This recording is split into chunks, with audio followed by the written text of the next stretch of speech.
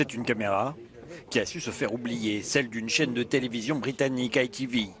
Elle filme la rencontre habituelle entre le Premier ministre David Cameron et la reine Elisabeth II. Elisabeth II critique ouvertement des diplomates chinois qui ont été très impolis avec l'ambassadeur britannique en octobre dernier. Les dirigeants de plusieurs pays extraordinairement corrompus vont venir en Grande-Bretagne. Le Nigeria et l'Afghanistan, peut-être les deux pays les plus corrompus du monde.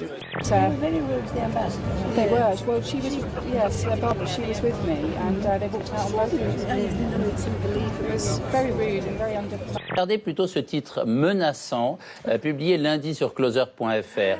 Qui est ce troisième ministre de François Hollande qui serait harceleur? Non mais c'est dégueulasse. C'est qui? Hein? C'est dégueulasse. Attendez, du calme, la féministe, et la présomption d'innocence, alors.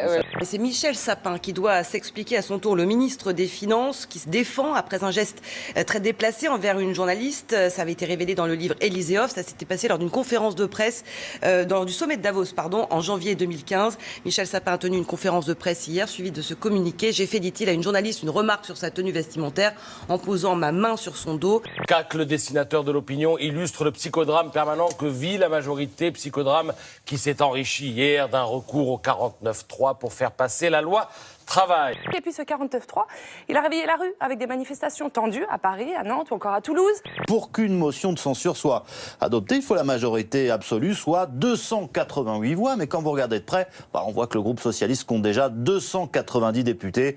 Donc effectivement, on se dit que le scénario pour faire tomber le gouvernement Valls est assez peu envisageable. Il n'y a plus d'autorité, il n'y a plus de majorité dans l'exécutif actuel. C'est ça qui est assez désolant. Et au fond, le président de la République a trahi beaucoup de gens et dans sa propre majorité.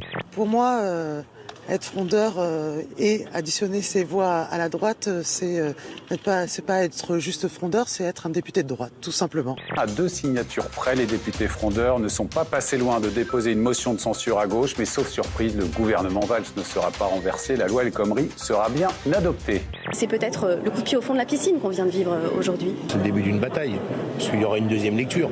Donc nous, on lâche pas le morceau.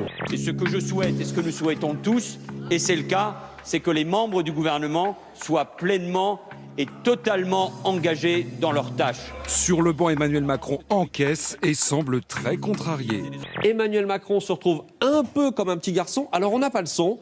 On n'a pas le son sur cette engueulade feutrée, mais apparemment Manuel Valls reproche à son ministre d'avoir expliqué dans une interview qu'il y avait une caste politique en France. On me dit toujours que je ne ris pas assez quand je suis à l'écran. Quand je parle du chômage, je ne vais pas me prendre la poire. Juppé a prévu une mesure choc, la suppression de l'ISF. Il faudra aussi travailler sur l'allongement de la durée du travail dans la fonction publique. D'abord 35 heures. Quand on se penche sur le fonctionnement de la Poste, cela donne un bon coup de fouet pour plus de productivité. Dans un rapport, les sages de la rue Cambon poussent l'entreprise à se moderniser. En Inde, cette incroyable histoire de jeune maman, une femme qui serait âgée de 72 ans selon l'hôpital dans lequel elle a accouché d'un petit garçon il y a un mois dans la province du Pendjab. Daljinder Kaur a eu recours à une fécondation in vitro. Le père est âgé de 79 ans. Le Corn Drill Challenge consiste à manger un épi de maïs placé sur une perceuse allumée. C'est un nouveau défi stupide lancé sur Internet. Quelques adolescents désœuvrés ont essayé, mais c'est un accident qui a jeté un coup de projecteur sur le phénomène.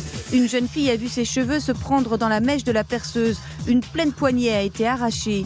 Assise sur son canapé, une jeune femme de 19 ans se confie à sa caméra.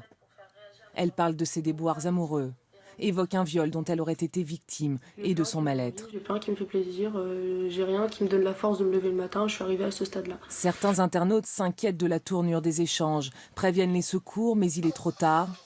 La jeune femme vient de se jeter sous une rame de RER.